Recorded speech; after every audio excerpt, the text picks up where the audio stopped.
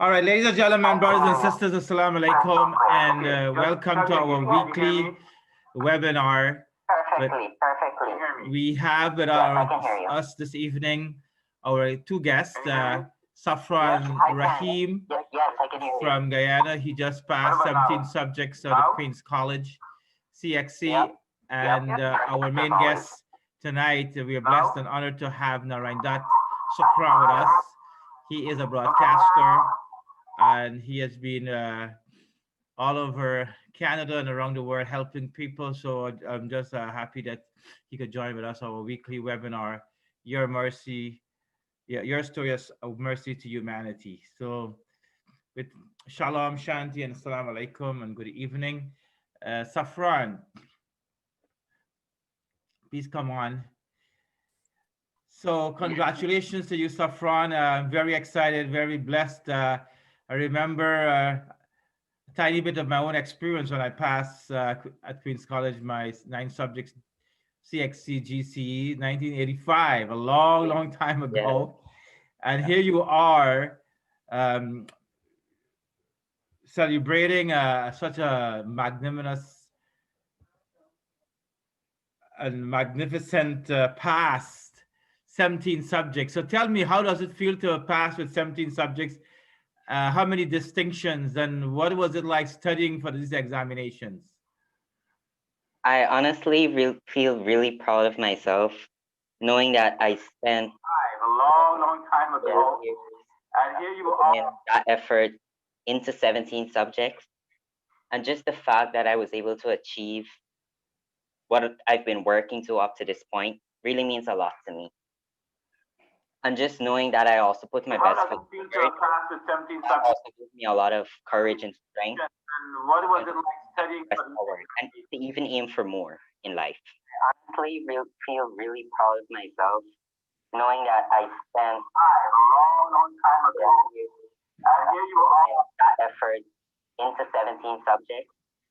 And just the fact that I was able to achieve what I've been working to up to this point really means a lot to me.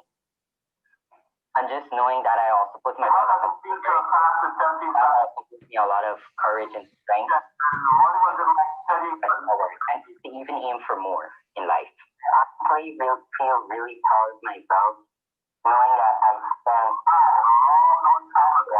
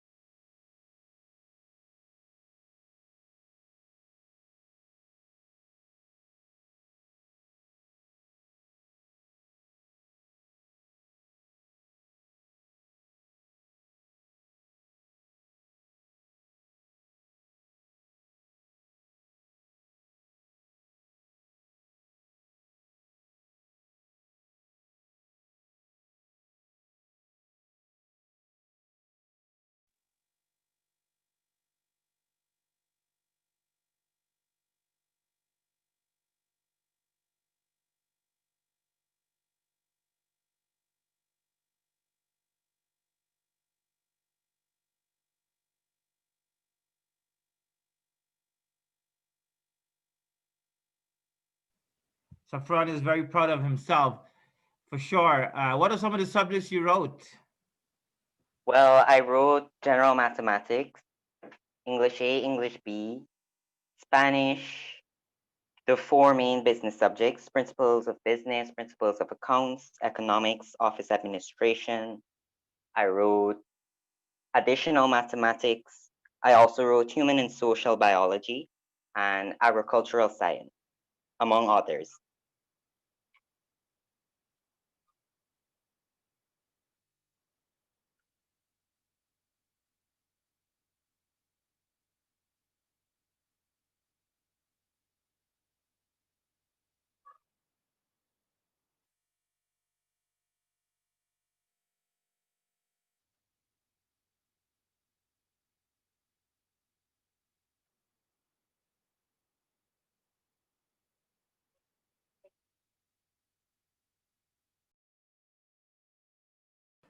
Wow. So what's the plan after the passing so many subjects with distinction.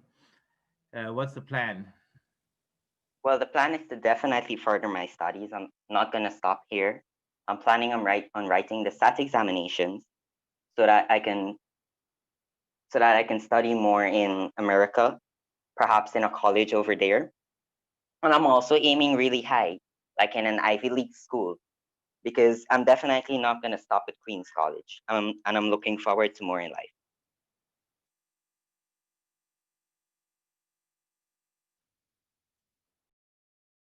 The plan is to definitely further my studies. I'm not gonna stop here. I'm planning on writing.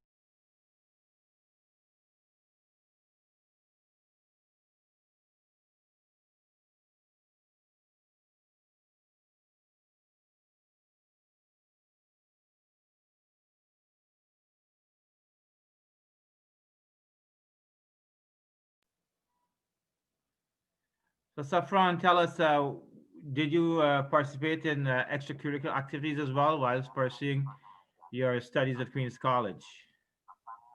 Well, I definitely did because in the college it's not compulsory per se, but it's deemed as a requirement to pursue an extracurricular activity. Personally, I started the Queen's College Youth Club. I am the founder and still co-leader of the club as we speak. I also marched for our school's team and I ran several on the 12, on the 14, under 16, and under 18 races as I represented my house.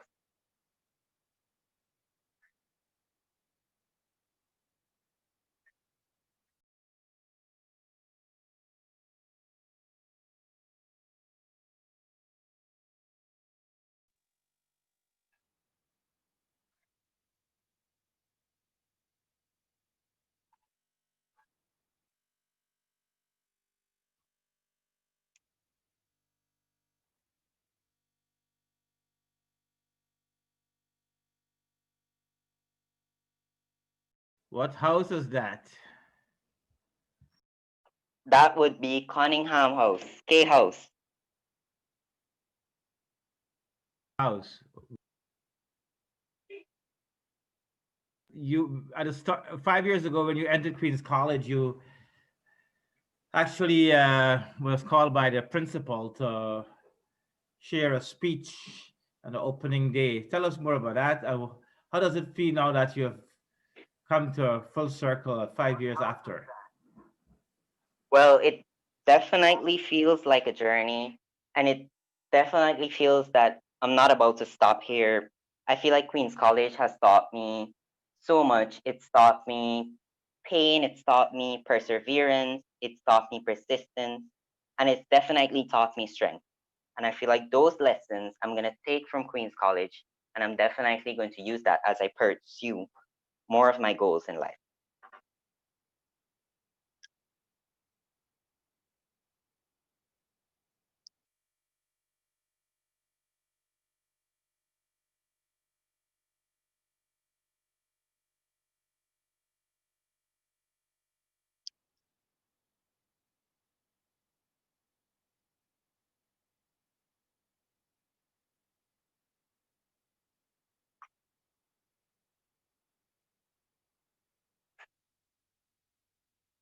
Well, you've had several hiccups as well on your way to pursuing your studies. I was on this way to understand because of COVID, you couldn't complete some of the papers, and then you lost your cousin last year, and then there was the Ghana elections that put a halt on some of the processes.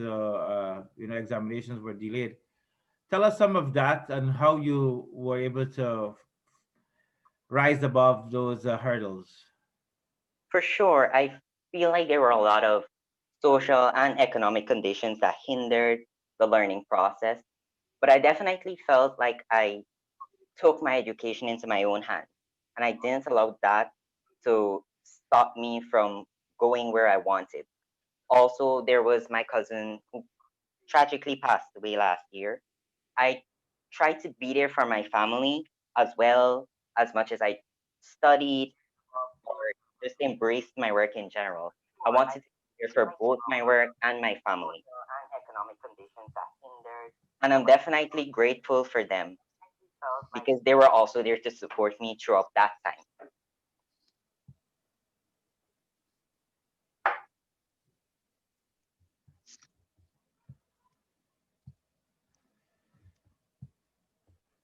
I will ask our friend Narine Dat to ask you a few questions.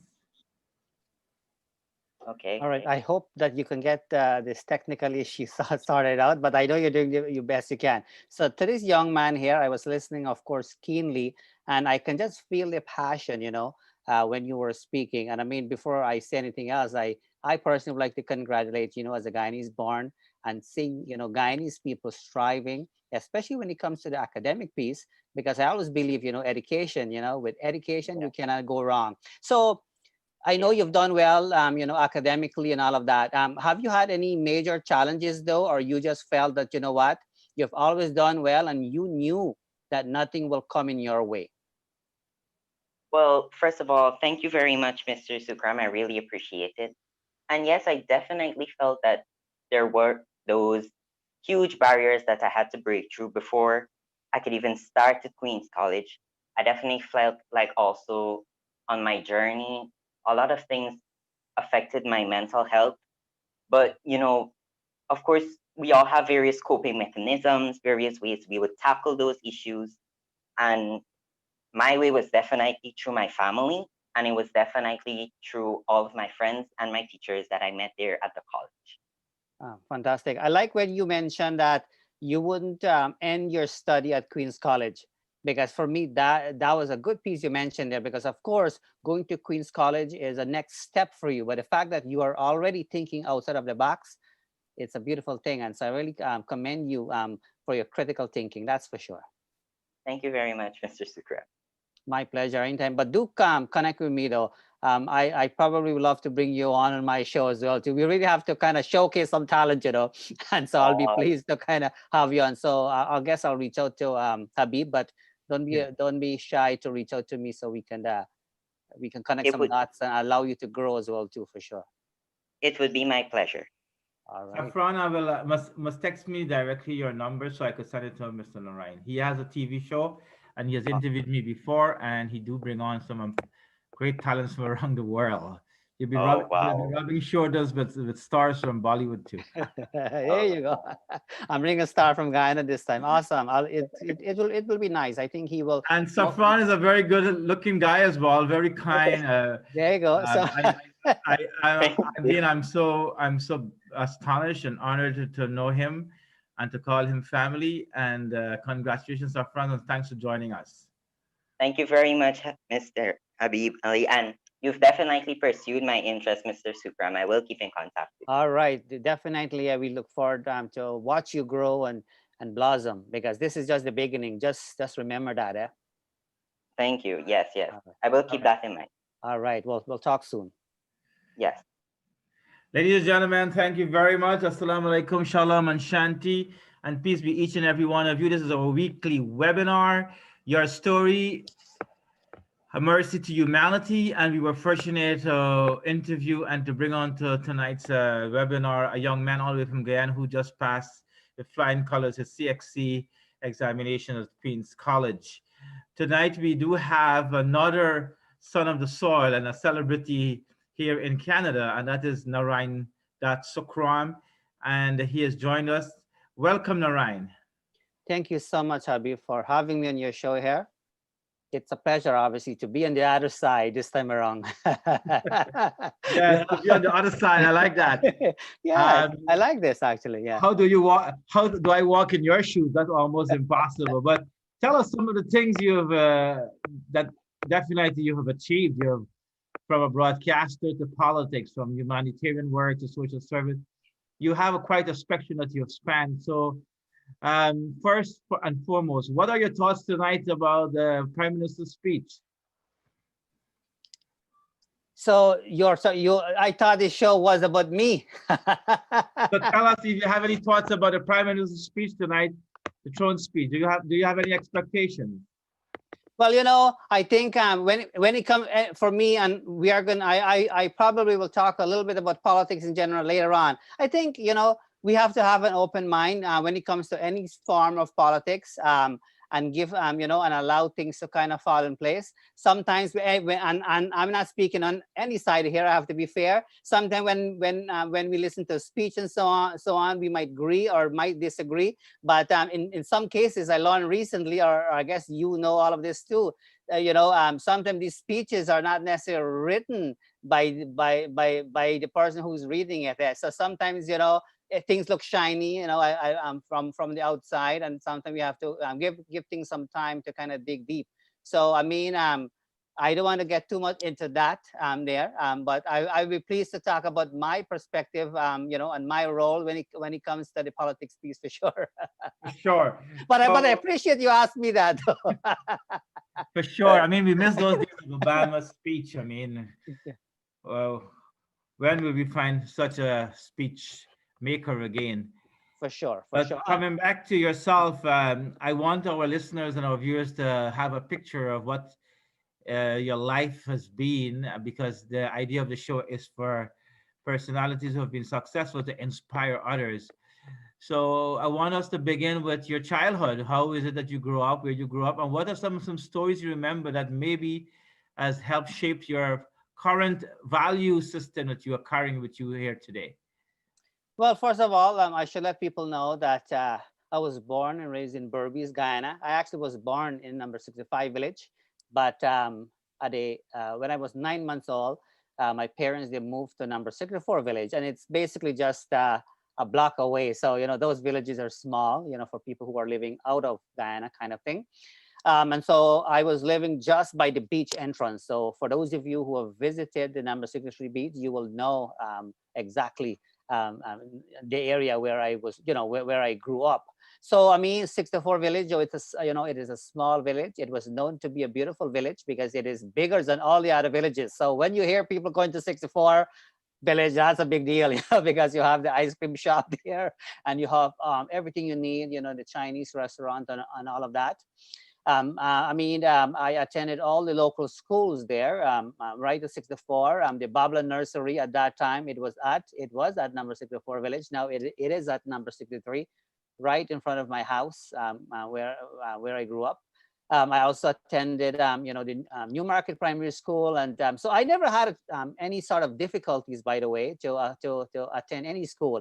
When I was in primary school, we just had a fence separating the school from us. So I used to just go through that hole. There used to be like a little hole, not even a gate, a little hole. I just kind of go through there. And then from there, I move on and I went to Tagore Secondary School, which is obviously at number 63 village. So for schooling and so on, it was always a walking distance and so on.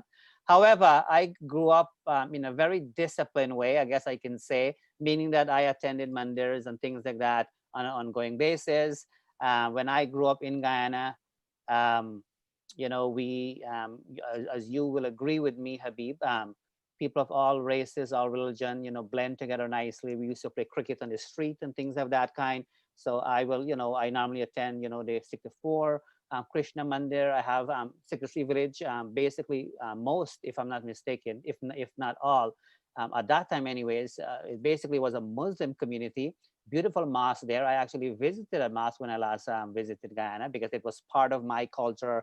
It was part of our heritage there. So beautiful mosque, and I was happy to see the enhancement and so on. And then beside me, we had a Christian church and so on. And so it was a different kind of a way we brought up. I kind of I had a good life, but my parents and so on, they share some unique and interesting story of them growing up because my parents, they had at that time 7 children, and and we were living in a small house, and very comfortable, very happy.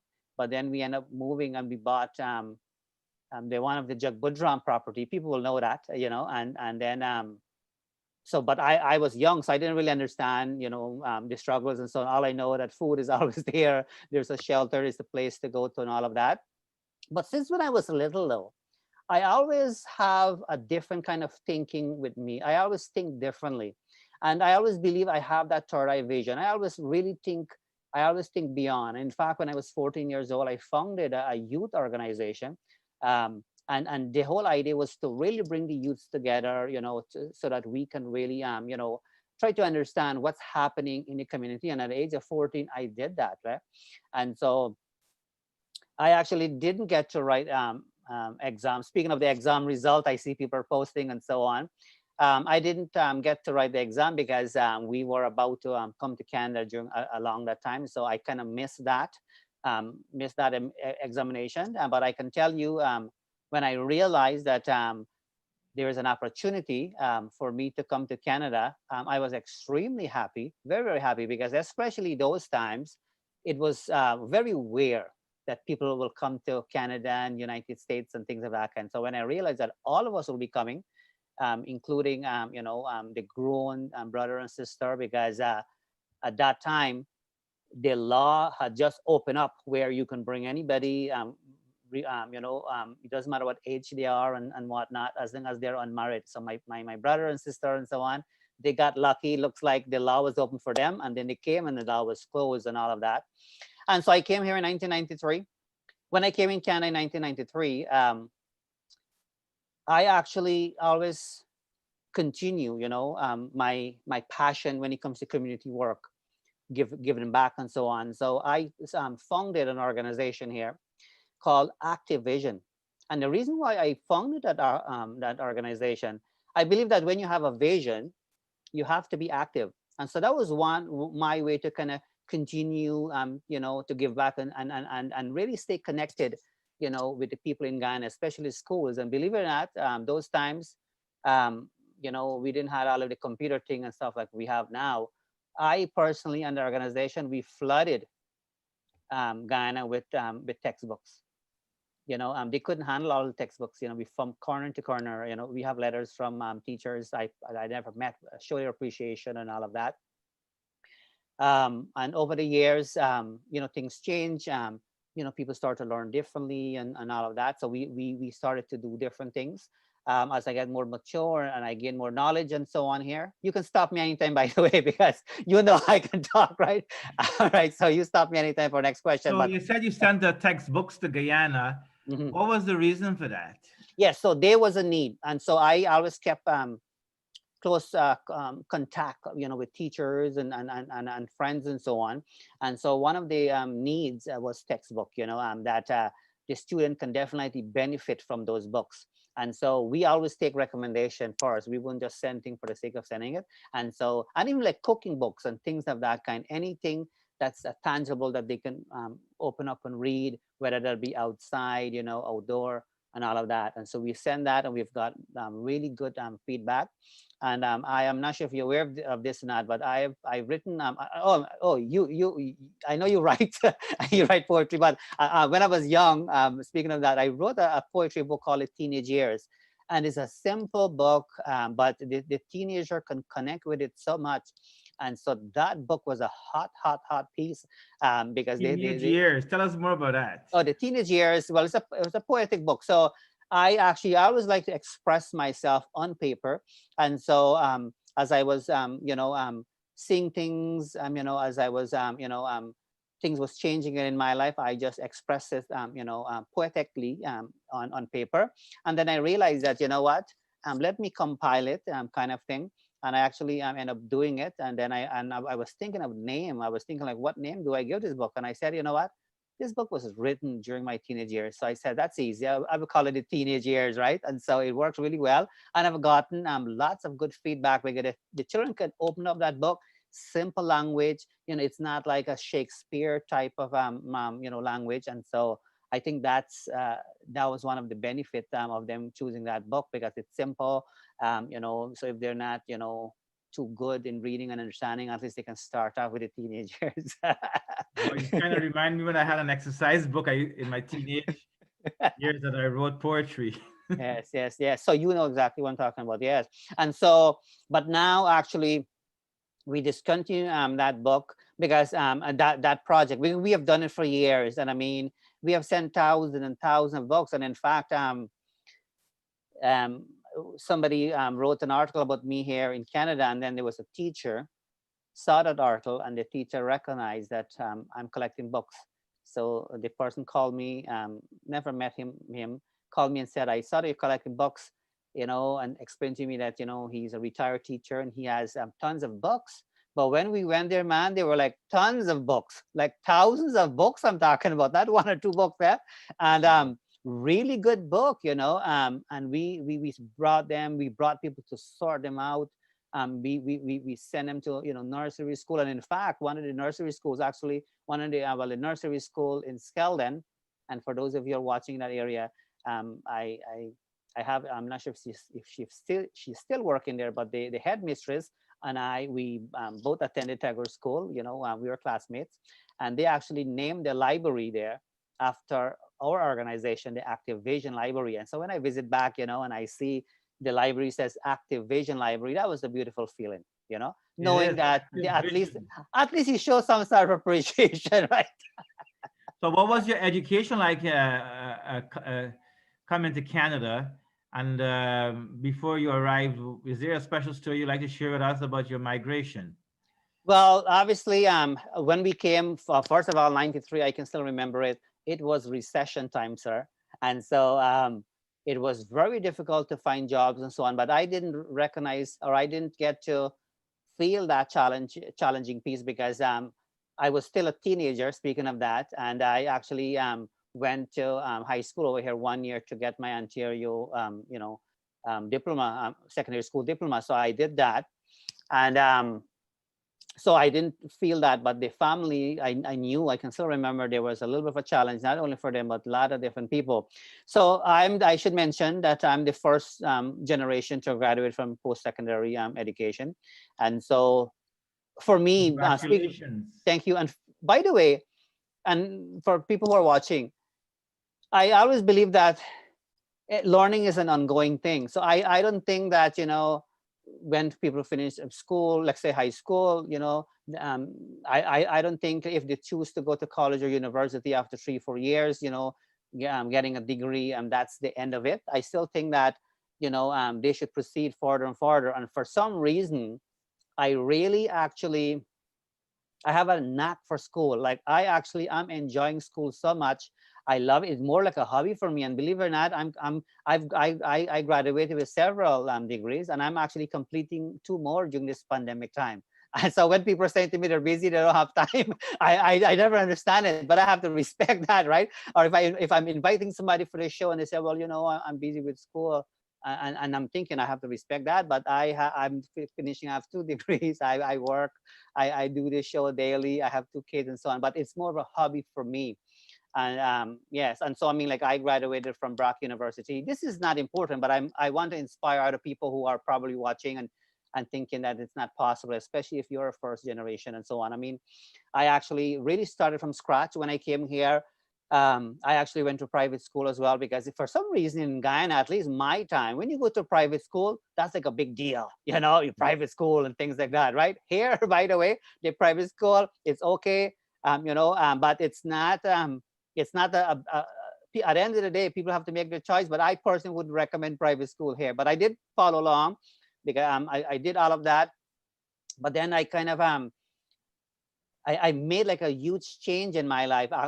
Actually, I actually always have a passion for social work and all of these kinds of things. And so one day I was driving, going to work, and there was something inside me, something said to me like, where are you going? You don't belong here. And I actually, I turned back and I give it some thought, and I follow my heart, and I told him I wouldn't be coming back. Well, I told them I'm not coming in today. So they didn't think anything of it, because you know how it goes, like we don't miss days and all of that, right? And then I actually did some quick research. Then I decided to move into something along social work, but I did the social services first. I did like the associate degree, and then I move on, to the undergraduate degree in human services. Then I also find myself doing a lot of presentations and all of that. Then I end up going to Brock University and graduate with a Bachelor of Education there.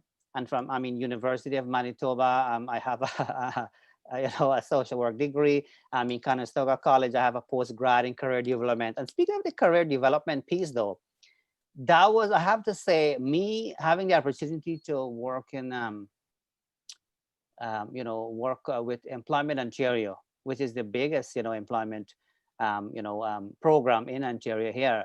That probably was a life-changing thing for me because I've had the opportunity actually to work with lots of immigrants coming from all over the world, as you would know. I mean, I'm sure you've had, you've met people along the way, the kind of work you do and so on, right? And I mean, that was like the big piece for me. And I mean, if it wasn't for me, and I'm sharing this to the people who are listening, especially if, if they do decide to move to Canada and so on. One thing I can say to people, like once you have good academic piece, you will never be out of a job, right? Because when it comes to certain job, especially when it comes to government job and so on, I mean, you can do any kind of job, by the way, but I'm just saying, if you have a passion, let's say for social kind, social work, anything to do with humanities, governmental role and so on, they cannot discriminate much. At the end of the day, you have to have good qualification. And I mean, if it wasn't for those sacrifices and those pieces, I probably would have lose out from lots of different opportunity. I mean, so I just had to share that little piece. So my main thing here. Awesome, awesome. So the Brock University degree helped you along to really hone your skills on the social services department. Can you remember any story of helping somebody with Oh career yes. counseling, with job, with Oh, resettlement? oh yes, yes. Oh, so I have tons. So this is what I do best, but you wouldn't see me posting on Facebook and so on. So by the way, if it wasn't for me, and I'm openly sharing it, and I want people to reach out to me if you have those kinds of need. That's one reason I'm sharing it, and that's one reason I'm sure Habeeb is asking those kind of questions too, because we want to help people grow and so on. Absolutely. So I've helped hundreds, thousands of people find meaningful work here in Ontario. Um, and I mean, the way it works, there's no secret. The way it works, with government program, they are funded program, and so on. And if it wasn't for me, many of these folks would have lost their job. I'm talking about the people who work behind the scenes. You know what I'm talking about, where I'm getting at here, right? And so, and those folks doesn't look like you and I, is what I'm trying to getting at here, right? That's the reason I share that. And so, I've had, for example, I have had people came from different country having like degrees over there, not doing jobs that fits with their qualification or their values and so on. They always have to accept, there's always this thing of Canadian experience and so on. Canadian experience. Oh Tell me yes. about that. Yes, and this is an issue, and if you don't have people to advocate though, and even now, and even up to yesterday, I sent a letter somewhere trying to advocate for all kind of pieces, because there is a company locally here in this region of Waterloo. They write a nice letter. The CEO write a really nice letter and say that they care for Black Lives Matter and all of that, and they're willing to have an uncomfortable conversation and all of that, right? And what they're and they had a picture of all the staff, all the leadership staff, and they're all the same demographic. And I'll be blunt here, they're all Caucasian white people. And so I sent them an email. I said to them, like, what are you talking here? Like, it's not matching with what I'm seeing. And you know what they did? They removed that picture and they put random picture now to, like a African person in between Yeah, here and there. So if you're looking, they're trying to fool you and I. They yeah. actually, people will say, oh, Photoshop. yeah, You're yeah, yeah, yeah, that this place, they're all about diversity and so on. In reality, they're not. So I sent them another letter yesterday, and I say to them that, what plans do you have, to make changes here? Because you taking out a picture and grab a random picture doesn't really change the fact that you are discriminating here. But that's So good. You're an agitator for social justice. yeah, and they don't like me for that, but that is okay. It means because I'm keeping an eye. So I told them that I'll be keeping an eye, like for the rest of my life. So like this is not gonna slip. It's not gonna slide, right? Just like that. And people face this every single time. And I mean, people. But I have to say one thing too. The bottom line is, people have to learn to be a little bit aggressive as well too when it comes to job and so on over here. On the show we talk about networking and all of that. Um, Once you're able to make a little bit of a connection, it can lead you far away. I mean, I've helped so many people find jobs, and most of them, if not all, I never accept resume from them because their resume is just for show. And so for me, I hope you're still there. Okay, I think oh yeah, you're there. Okay, I just thought to make sure. Yes, yes, yes. So I mean, constantly, and even up to now, it was even up to this morning. Like there was a fella who I've helped in the past, and he is still looking. As you know, with this pandemic, things are a little bit more challenging and things of that kind. But always, people are in need for meaningful work. Finding a job here in Canada is not an issue, but finding something that matches with your qualification, you know, can be a little bit challenging because they are coming up with this excuse of Canadian experience, and then we have to kind of change that, and educate employers and all of that. So it can be challenging for a lot of people, that's for sure. Lovely. So I was wondering if you have experienced discrimination along the way to all these award-winning successes you've had. um, you know, I think there's no question that all of us in some shape or form, nobody will come to us, directly and say, okay, well, I don't like you or and things like that kind. Like people wouldn't do that. But I would think that I have in different ways because I mean, though I've had the opportunity, to have, good roles and all of that, I think I had to push a little bit, for all of that. Like for me, it didn't come easy. It was only recently I was sharing a couple story, with a few people. For example, one of the places I work at, I was running like 3 programs, right? And the way it works, one person runs one program. Everybody else they were just doing one program, and they can't even keep up. they can't. They couldn't even do it, right? And these are all, a different kind of demographic people. But me as a person of color, I accept the fact that life will be a little bit different for me, but I was willing to do it. So I was running 3 programs, but I actually enjoy it. I tell you the truth, because I like and I enjoy helping people. So it was not an issue for me. You know what I mean?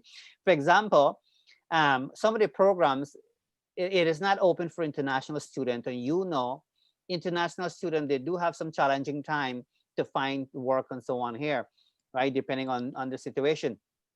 And I remember there was a international student came for, to access employment service, and the girl is saying to her that, oh, we cannot help you. You are an international student. And I felt so bad. So I called the guy and I said to him that we cannot help you here through this government program, but I will help you personally. So of course, with the connection we have over the years, I was able to help him find his first job here in Canada. So he put a comment on Facebook. He said, meeting Narine was like meeting God, right? But I guess what he meant, that was his way to show his appreciation, Yeah. And so sometimes, and I think that's one of the reasons all of this education, and you will agree with me, you are in the same line of work, like understanding and being able to actually not only listen but hear what the person is saying, right? Because there was absolutely no reason for me to call him at the side. I basically risked my job there, right? Yes. But as a human being, I kind of put that at the side. I said to myself, like, I cannot. I understand it, but other people wouldn't. Not everybody will understand it. So that's one of the reasons I said, let me call him.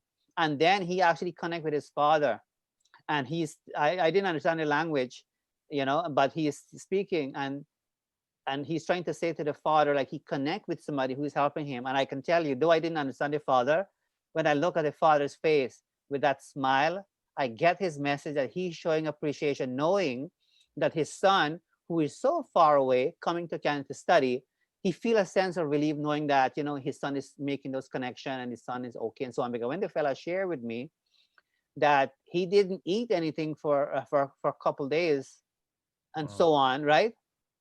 Without even thinking, I brought him at my home here. Right. I brought him home and I feed him like that. Like, Wow. man, I said to him, you are at home, and and all that. And now I have to say though, and some people, and that's one reason I like people like that. I'm not looking for anything, but the fella always touch base with me, ask me how you're doing, and he insisted I want to take you out for for for lunch and so on. And I think the idea is to really show his appreciation that he's in good position to do so. He has a car, he drives, and he's doing really well. He bought, he brought his parents and so on. So people need a little bit of a support. They need a little bit of a push, and we all needed that at some point as well too. And that's all people are asking for. Once people have that, people can do really, really well, but they need that start, especially when they're new. You know what I'm talking about. And when it comes to the job piece, that's where my strength lies. That's what I do professionally. So I've helped many, many people, many, many people. But I love the story, and I, as I always say, that there is social work and then there is social work. There you So go. so in our field, we put ourselves out in the limb sometimes, but that's the only way for it to happen. And Guyana, you were involved in the talk in talking about the Guyana elections and on your show and bringing people to speak on. You were passionate about seeing democracy return to Guyana. And now, after a month, the new government of Guyana is continuing. Personally, as you know, we have been helping the sugar workers children in Scotland, and the sugar workers went back to work this week. What are your thoughts about the progress of the new government in Guyana? Oh, I mean, I don't know where to start because considering the fact that I think they've gotten, I don't know, like what 5 month late start, so to speak, right? I have to say, I'm very impressed with the speed. Obviously, you cannot please everybody, but I was very much impressed to see how they're moving quickly and swiftly. I was impressed with that. I think, in my opinion, I think the government is in the right direction. Um, I mean, and it's easy to kind of, and it's okay to compare because if you look at what we have had prior to this and to see what we have now, I think that is a good sign that the government is on the right track. One thing I have to make very clearly here, the president has been very consistent saying that he is for all Guyanese. Doesn't matter who voted for who and voted for what. That is one thing we can say that is clear. And even his action, when you look at him, the way he talks, right, the way he mingle and mix with people, you can see that he's willing to, which is difficult to do. I'm not sure if I can do it. Like, it is very difficult to forgive people because we know we cannot put a blind eye on things. We know how difficult and challenging that whole election thing was. Like, how can we forget that? And it was like so much of a bad mess that people are, they were affected in so many different ways. And I think we are far from really clean up the mess that actually took place there. There's no question about that. But I mean, this government, considering the fact that, they've took over, a government during a very challenging time, the mess in terms of, with what they with the previous government, but I mean the pandemic time. Think about all of this, right? So can you imagine if we didn't have this pandemic, how things probably would have been so much different, eh? So I mean, in my opinion, they are on the right path. Of course, there's always room for improvement. We have to give them time, and this president is a young president, and but he has a lot of good heads supporting it, right? We cannot deny the fact that the vice president is a very, very knowledgeable man who have had the privilege to interview and locally here in Kitchener, which was a beautiful thing. In fact, it was us, by the way, who presented him with an award. We did it. It was done very quietly, and the point was not to do it for show. The point was honoring him, and I'm so glad that we did it in Kitchener, not in Toronto, because usually everything happens in Toronto. And the fact that they came, it's a good hour and a half hour drive. They came in Kitchener. That was a beautiful thing. And the one of the reasons why I want to share the story is that in 2003, I took that award to present to him, to honor him for the work he has been doing during that time. But because his schedule didn't fit with mine and so on, I didn't get to do it. And believe it or not, a few people said to me, Narine, why are you taking back the award? Like, we are going to give it to him. But I didn't feel right. I didn't feel right to do that. to just leave it there. So I brought back that award in, way back in 2003, and it was 2017. So think about it. And I kept that award for 14 years. I moved from one house to the next, man, moved that award, with me. And I said to myself, when the time is right, I will do it, you know. And coincidentally, it happened locally in my city here. That was a powerful thing. 14 years after, So, Wow, congratulations, man. yeah, You're yes, yes. determined. Oh, yes, yes. And the thing is, Ali was there. Of course, Ali wasn't the candidate then, but we kind of knew, like I can put two and two together. We kind of knew that there's a good possibility that Ali, He might was be being groomed for the elected. position. Yeah, yes, yes. We kind of knew And all he's of the that. first, he's the youngest president in the Caribbean, right? Yes, young, intelligent man for sure. So I mean, to answer your question, I'm very pleased. And I think we have to, at the end of the day, we must accept it, because this is the right government we have. It took a while. I never thought though it would have taken this long, 5 months, And if you, I'm sure you did. If you really pay keen attention to the guests that visited Guyana recently from the Yeah. from the USA, it goes to show, it goes to show that they recognize that people were trying to steal the election. They knew it right away because it was all black and white. It was nothing to hide. And because he emphasized the importance of democracy, and he when he congratulate Ali and say, we congratulate you and we are glad that democracy prevailed. I realized that these guys, they were not faking it. They were keeping an eye on things. And so I knew, and I'm sure a lot of people do too, that nobody cannot cheat in election, not in this modernized time. I don't think any Guyanese would have allowed this to just to slide. I think though, if it wasn't for Unless, technology, unless you're a blatant dictator. oh my God, tell me about that. But if it wasn't for all the technology and so on that we have now, I Yes. think it would have been such of an easy thing, and it would have not mattered. And But it's not something new, right? The yeah, Arab Spring and many other revolutions and movements were successful over the years because of social media. So the Guyana election is no different from that. Coming back to yourself, can you tell me the story at least of one or two of your awards that you have oh yeah. among your 200 awards? Well, I know we need to do a mini episode here now, Habib. But Yes. these awards, they're all different and unique. I'm proud of all the awards, but I mean, I've gotten. I have to say openly, and this is more to motivate the Guyanese people, especially younger folks like the young gentleman who you've had here earlier. Safran. Um, He's listening. Good. Oh, okay, okay. Yes, and you better stay connected with me, because we Yes. want to watch you grow. So basically, if you're not aware of this, I'm the most decorated person when it comes to award in the world. I hold that record for that, by the way. And I think Wow. though it might not mean anything to anybody else, Congratulations. Of course, it means something. You but earned it.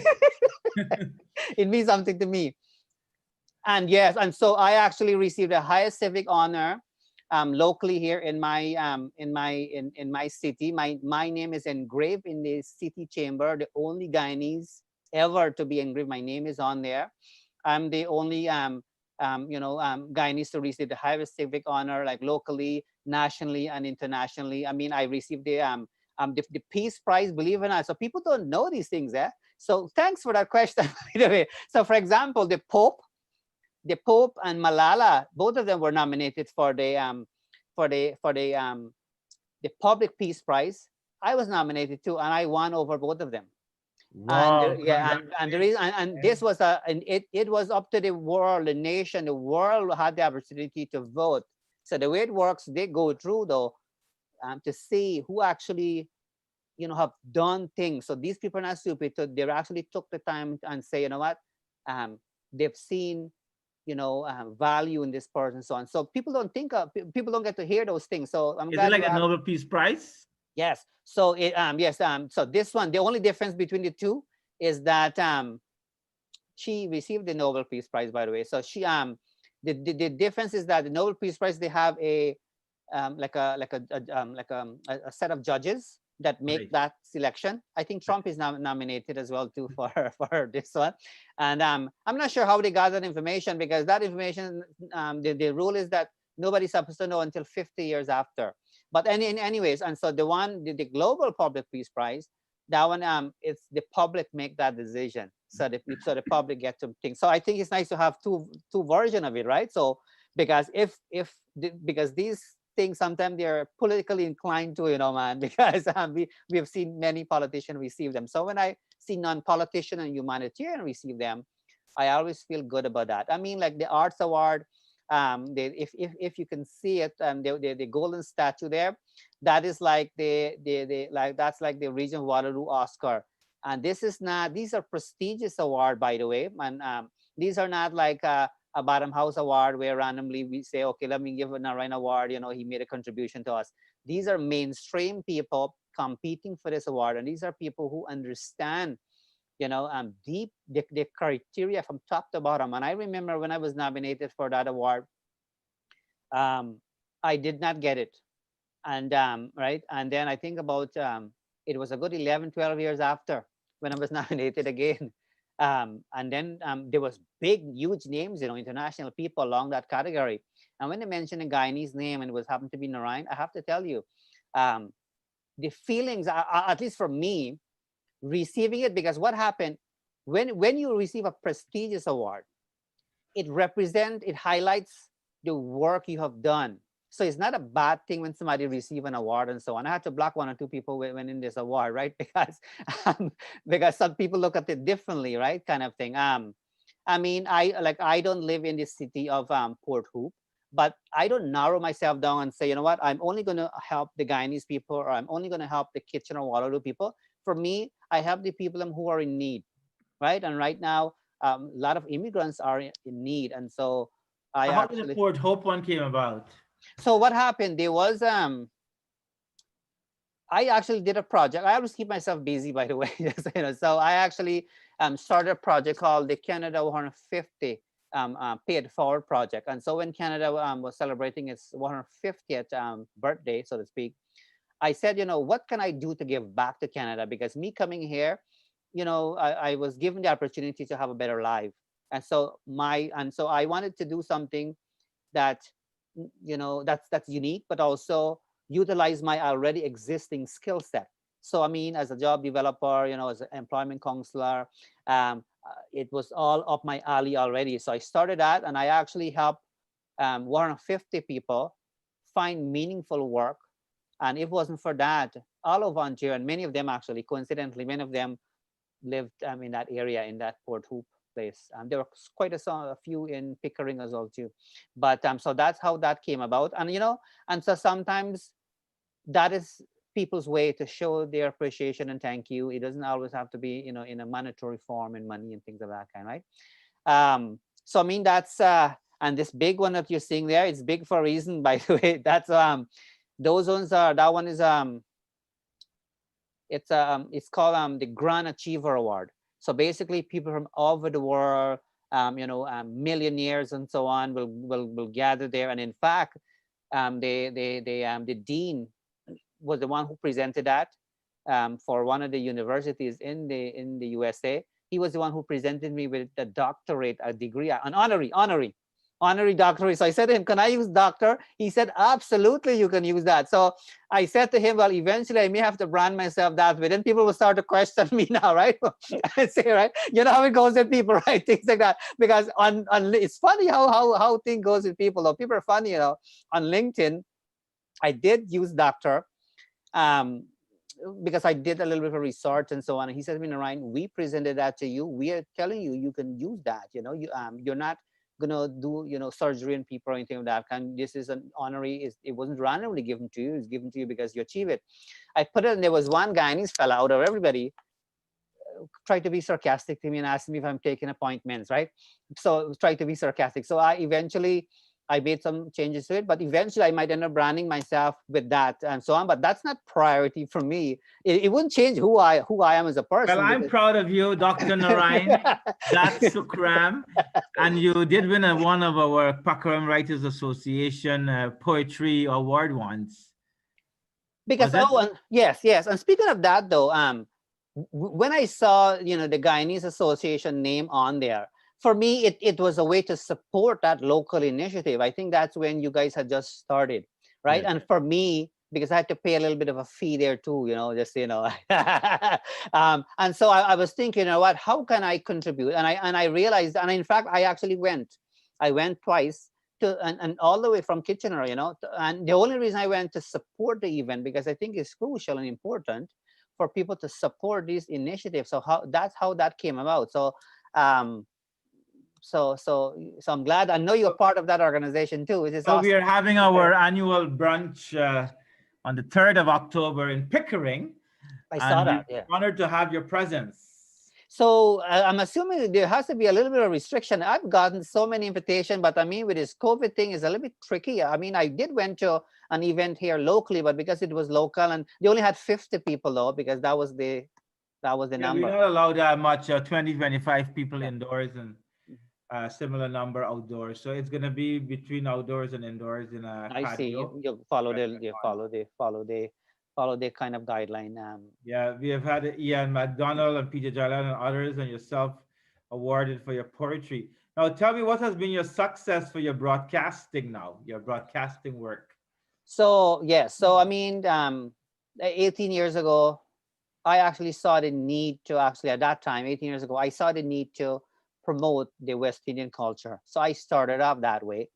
The regular stuff from local artists, and when we promote their songs, and at times we will bring them in and so on. Um, and I find that it was addressing the need because there was no such thing when we started. Because keep in mind, we didn't have all of this online thing like we do now. So that was a big thing. So I now had to make a poster. I had to go to the West Indian store. I had to ask them, can I put this poster here? Those kinds of things. So I've done my groundwork, just right.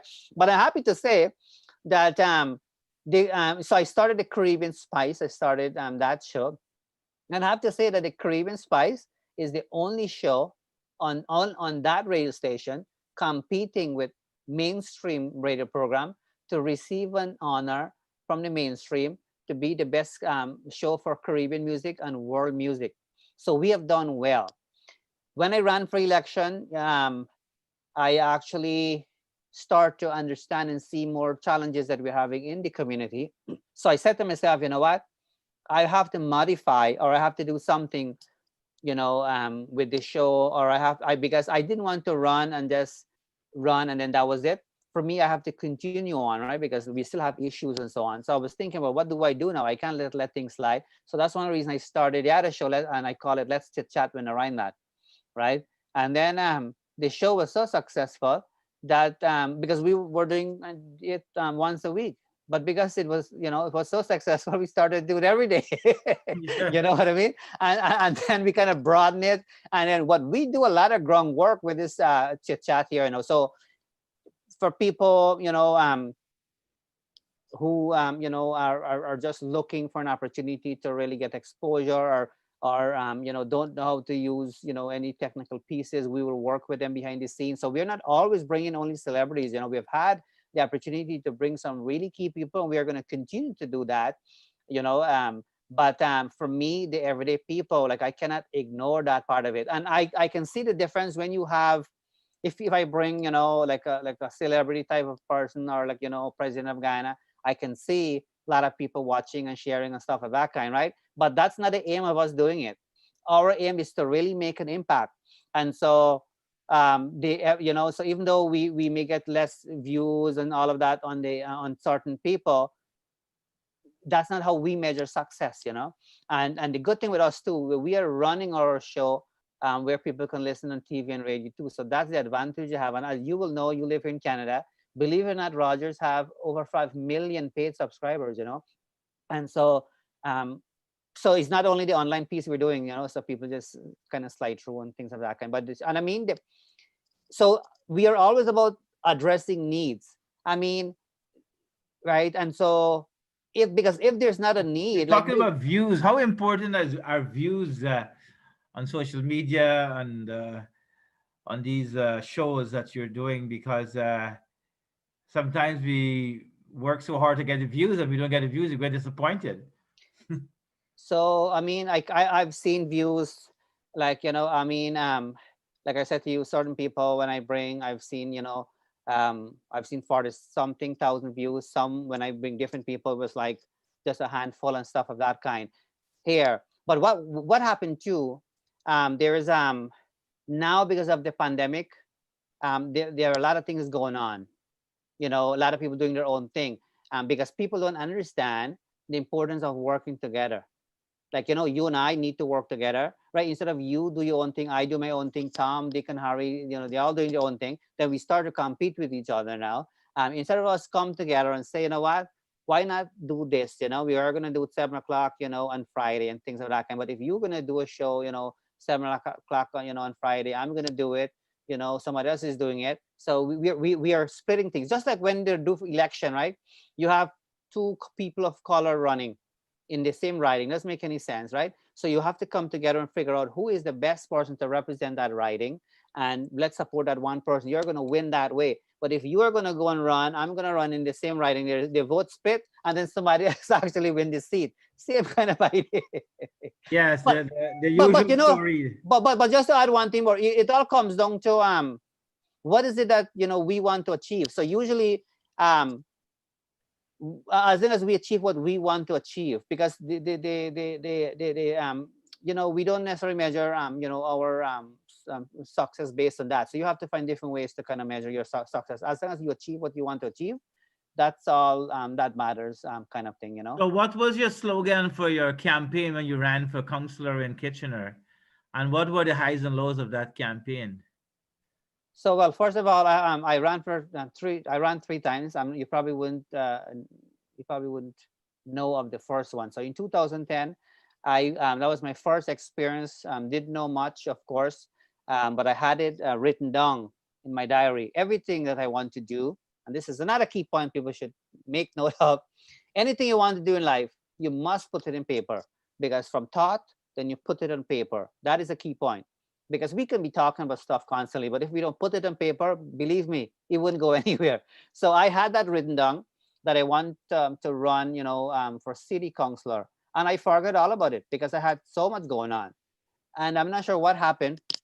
I opened up my diary, because I usually open up that diary for motivation, because when I finish what I want to accomplish, I stroke it off with a purple marker.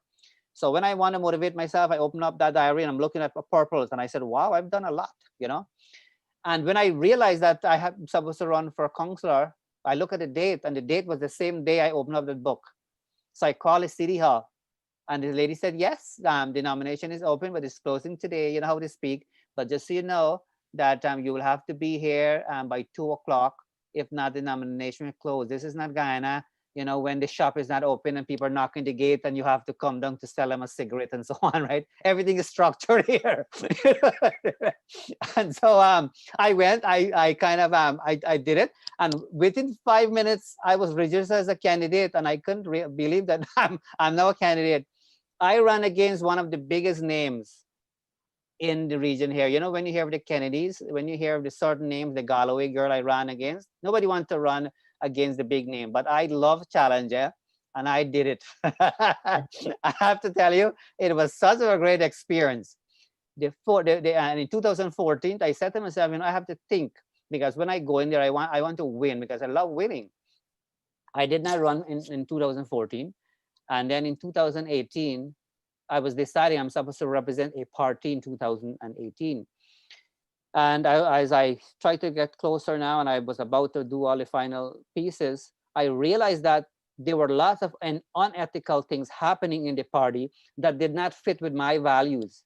And then I said to myself, like, this is not right. This is not me. I'm not going to try to be somebody else. I'm not going to go in there for the sake of going in there, and then I'm not going to be able to, to be myself. I'm not going to lie. I'm not going. That's not Narine. That's not me.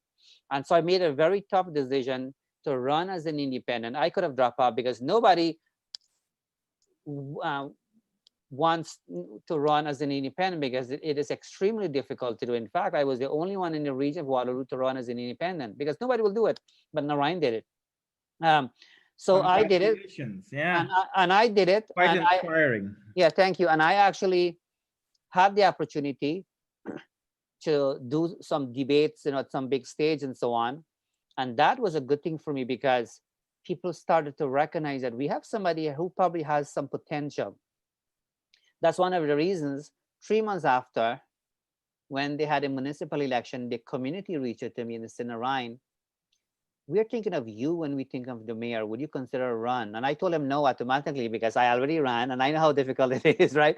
I said to them, no, I'm not going to run, but I appreciate you reaching out to me. But they keep coming back again. And I sat down with them a few times. We went back and forth. And I've made that decision to run for mayor 3 months after. And when I did that, that was a good thing because then the newspaper people were all over it and saying Narine is running and all of that. And then I built some really good network and supporters. And I'm in a position right now where a few parties have reached out to me, big parties, to represent them in 2022. So what that means is that Mr. Narine has there's a potential there that he can represent a major party in 2022. And I'm hoping if I have that opportunity, I hope that I win the damn thing too. Sure. Sure. You have our backing. Is that a federal or provincial, or you gonna? No, the provincial one, right? Because that's happening 2022 for sure. Yeah. There's a chance that we might have by-election here for the federal one and so on. But keep in mind for the MP, it's an Ottawa thing. I have a family and so on. So I'm trying to keep that balance. So if anything at all, there's a good chance I might represent a party in 2022. If that opportunity comes up, good chance I will take it. If that doesn't happen, I will figure something out. But I'm not out of this political thing yet. This is just a beginning for me. I like politics because I find that it gives you the opportunity to change policies and so on, contribute that way. Because for me, if you are in there for the right reason, you can do a lot of good things, And so, So which policy comes to mind that you want to attack? Sorry? Which policy comes to mind that you wish to attack? Okay, so that's a very good question. So for in our area here, and I know it's a whole different topic, things like mental health and housing and so on, those are really big issue. And like mental health, it's something like it's not a sexy topic. It's not something we want to talk about because everybody wants to kind of keep out of it because nobody wants to even put himself in that category, right? Not realize that all of us at some point we have some sort of level of mental issue, not necessarily affecting us permanently or severely, but it is not uncommon for people to go through, mental challenges. And so I've never worked in a mental health department, but I've seen enough with regular clients, right? And then I realized that's one of the reasons I never thought I will specialize in in mental health when I did my bachelor of social work, because you have different specialization you can choose, right? Family and children or old age people and so on, or mental health. And I realized that I said to myself, let me take myself out of my comfort zone, because me myself, I didn't like this whole mental health thing. and I said, let me face this challenge and let me kind of understand it more. And I have to tell you, I've learned so much more knowledge now, and I realized that I don't have to work in a mental health department. I wouldn't be able to do it anyways, but my everyday client, they already have enough mental health challenge that we can try to work through before it gets to work. Because for me, the way I look at it, it's so nice if people can connect with a social worker and so on to even have a conversation along mental health. Because for me, if it comes to a point that you have to go to a psychiatrist and start to do treatment and so on, in my opinion, it has gone too far. And I'm thinking like, what could we have done differently, to prevent things to get to that stage? Because once you get to that stage, it gets too messy and it's just a plaster thing there now. And we don't have enough resources, we don't have enough funding, and even places like Guyana and so on is even worse, right? And so things like at housing, this housing thing, like I was talking to one of the councillors, we have by-election here in Cambridge, by the way, and that's happening in October. So I'm interviewing all the 9 candidates.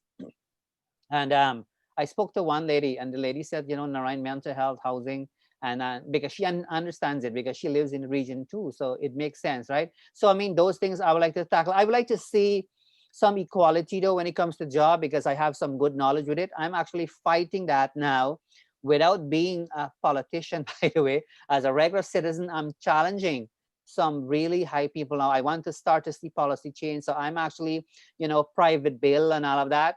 I'm not waiting. Like it's not my kind of style. I'm not gonna wait until I become an MP before I start to make changes. Like it is who I am. So I'm starting to make those changes now. And so it is who I am. So if I get in there, it means that I probably have more privilege. Actually, I can actually vote. But other than that, that is not holding me back from from making changes and so on. It's in my DNA, Habib. Well, if well, hoping and looking forward for your nomination and for entering the next political race. As far as I remember, currently we only have one Guyanese, and that is Councillor Khan in Ajax. Yes, in your area, you have a council there. Yes, Yes, so yes. we had supported him, but I don't know of another. So if you know of another, let me know. Not that I'm aware of. It's nice to have, different representation, in my opinion, So So what about your business? Have okay, you? yes, yes. So yeah, That, so yes. yeah, so yes, I forgot to mention that to you. So I'm gonna generalize it here. So I'm actually working on something very, very unique, really, really special. And so we talk about social work, we talk about social challenges and all of that. And I mean, I always think outside of the box. So I partner with two unique individuals, and we are working on a very special project. And I want people to keep an eye out for that, because we're going to come and we're going to share some pieces in terms of what step we are going to do next and all of that. But I want people to know that they are up for something very, very special. And one thing I can tell you openly here, in my opinion, the world will never be the same again. I can tell you that, Habib. Take my word for it. Eh? And then you're going to remember Narine mentioned this, but I didn't understand it. But I'll be happy to probably talk to you maybe after the show, and if not now, another day. But I just want to generalize it that way, to people, just so that people don't confuse themselves.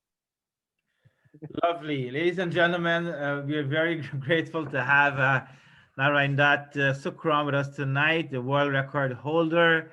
We've heard of such a beautiful, labyrinth of childhood stories and migration to Canada from Guyana, and his education and his passion for social work and what has taken him on into a higher education. He has an honorary doctorate. Dr. Narine Dat Sookram is in the right way of addressing you.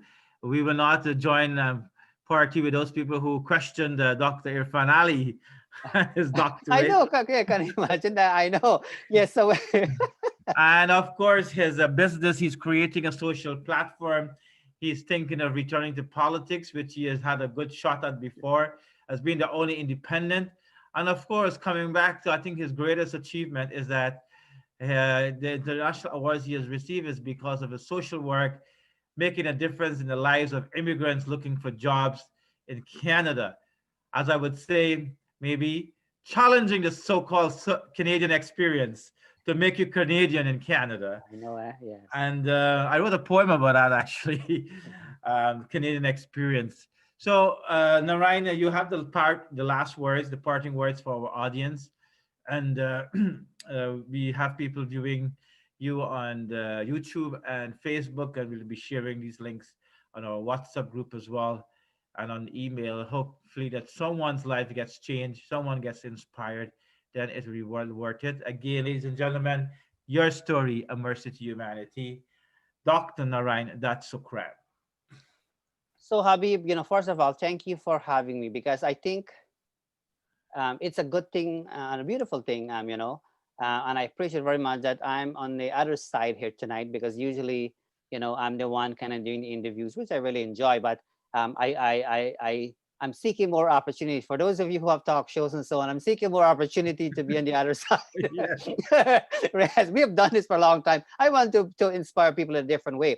So, the one message I would like to give to people is that, all of us have potential. There's no question about that.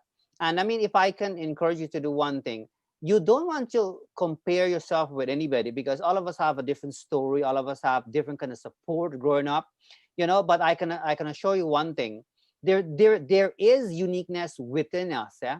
And but it is up to us to dig into ourselves to really find out what that uniqueness is. And you have to believe in it. You have to massage it, kind of thing. You have to make it yours. Nobody else can find what that uniqueness is.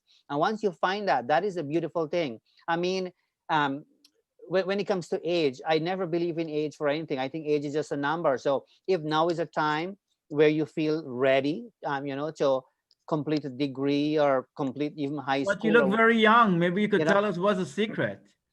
oh no, I don't look young, but I look good for my age, Joe. I heard that from a lot of people, so we'll keep it that way. And so when it comes to the learning thing, I always believe that learning, it's such it's such of a beautiful thing. It keeps you young, by the way, Habib. I guess I can tell you that. Maybe that's part of it. But I mean, um, you know, I ask myself two questions every day. When I wake up, I'm asking myself, what is it that I want to do today? How is it I want to spend my day today? That's my first question. And at the end of the day, I'm asking myself another question. I'm asking myself, what have I accomplished today? Right? So I'm reflecting back. Have I actually accomplished anything today? That doesn't necessarily mean I'm not, taking downtime. That doesn't necessarily mean I'm not, enjoying things that I love and all of that. So for me, it's about maximizing, your own resources, your own potential. The opportunities are endless. We have to just know how to find it, navigate, and get it. But I mean, I don't know for sure if there's life after death. So I think you want to maximize your time and really leave a good legacy. You have to ask yourself, how is it that you want to be remembered? Like, those are questions you ask yourself. And I mean, there's nothing wrong in actually achieving material things. Don't be discouraged by people. I mean, I did a video and I talk about contentment. I think it's important for us to be content and really look at the positive pieces, look into, always be appreciative of things that we already have. If you fail, it is okay. You can learn from all of that too. And I want to, particularly to the student who probably didn't get the result that they were hoping for, do know that, that is not the end of life. As long as you gave it your best shot, that's what is important. And I think everybody should kind of accept and realize that. I've had a lot of failures in my life as well too. And I think if it wasn't for those failures, I would have not been as successful as I am today. So I'm actually appreciative of having a little bit of a challenges and so on. I mean, I love to win, I love to be successful, but if you haven't failed in your life or haven't had challenges, it means that you haven't given yourself enough time to succeed and actually understand what success is all about. Thank you again, and good night, and assalamu alaikum, shanti, and shalom, and peace with each and every you. I'll see you soon. Thank you again, Orion. All right, my pleasure. Thanks.